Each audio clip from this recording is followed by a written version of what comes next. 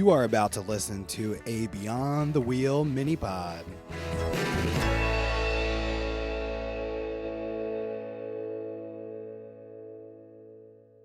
Hey everybody, welcome back to another mini pod. Today I'm talking about staying fit while traveling. So let's face it, staying fit while traveling can be a challenge because, well, there are just too many good restaurants, cafes, and bakeries to try while driving across the country. So in this mini pod, I'm going to share some of the things that my wife and I do to stay fit while trying all this good cooking.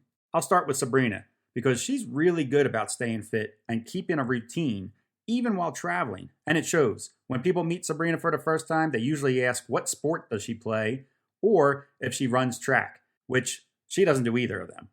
Instead, what she does is workout programs that she downloads onto her iPad, and then she carries a small amount of workout equipment like stretch bands and a step. I would say the stretch bands are one of the best things an RVer can have because they take up so little bit of space and they almost weigh nothing, but still provide resistance for weight training. Think of very powerful bungee cords that you place under your foot and then have a handle for like a grip. And then what you're able to do is grab that handle and perform movements like curling or upward rows.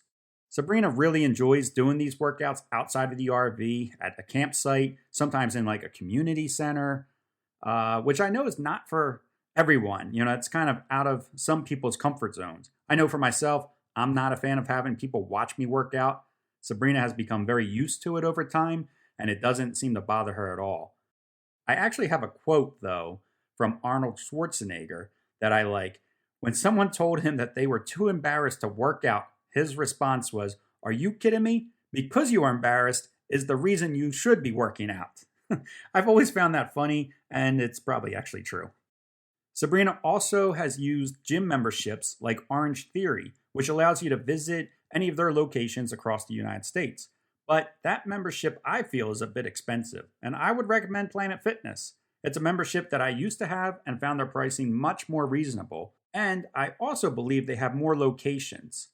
Side benefit to these gym locations is that you can use the showers. So if you're trying to conserve water in your RV, the gym is a great way to get a long hot shower and not use any of your own resources like water or the propane to heat that water.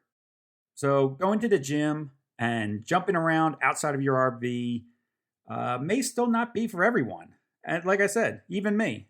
So the best ways that I have found to stay active while traveling is hiking and biking. And that really just depends on the area we are in. I don't like biking in the street. I'll only ride if I can find a nearby trail or path. Or if we're out at like BLM land, I'll take my bike for a ride out there because it does have a fat tire and it's pretty good on all terrains. Some people will argue that because my bike is an electric assist that I'm not working out, but that is completely untrue. The way that the electric assist works is on flat paved trail, you'll burn a similar amount of calories on an e-bike as you would on a regular bike. The difference is the distance. You're going to cover much more ground on the e-bike than you would on a regular bike within that allotted time. I find that the best setting for my e-bike is on low. This gives me the longest range possible, and it's also the slowest speed, so it lets me enjoy the scenery around me. The other advantage to my e-bike is that it does fold and pack up in the back of my car, so I can bring it anywhere. We don't need to be camped near a trail or path. I find hiking is very easy to get started with as well, especially if you're hiking in designated areas of state parks.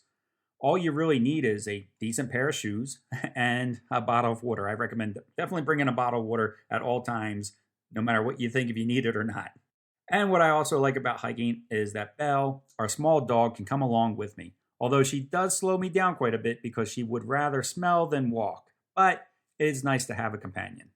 Another third activity that I do is that I always have a basketball with me. And sometimes a campground will have a net and sometimes they don't. I would say it's about 50-50.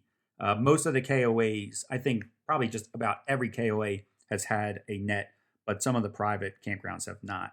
But I have my basketball at all times and I'm prepared just in case. Now, I think our best advice for staying fit while on the road is probably food and portion control. It's easy to want to try everything and say, well, it's okay because I'm on vacation. But if you travel as much as Sabrina and I do, where we're in the RV more than we're at home, it's easy to let that vacation mindset overrun good eating habits. So when we're out and I want to try an ice cream parlor, I order a small cup instead of a large. Honestly, when it comes to ice cream, even 6 scoops is not enough for me. You could say that I have an ice cream problem. So it can be tough to refrain from going all out, but I like to think by eating smaller portions of one thing, it lets me try more variety of other options. Also, we try to make most of our meals in the RV and only eat out at a restaurant that really catches our eye or seems to be special or local to the area. We're not eating at McDonald's or really any other type of chain restaurant. You'd be surprised how much that cuts down on choices of where to eat when you cut out every franchise.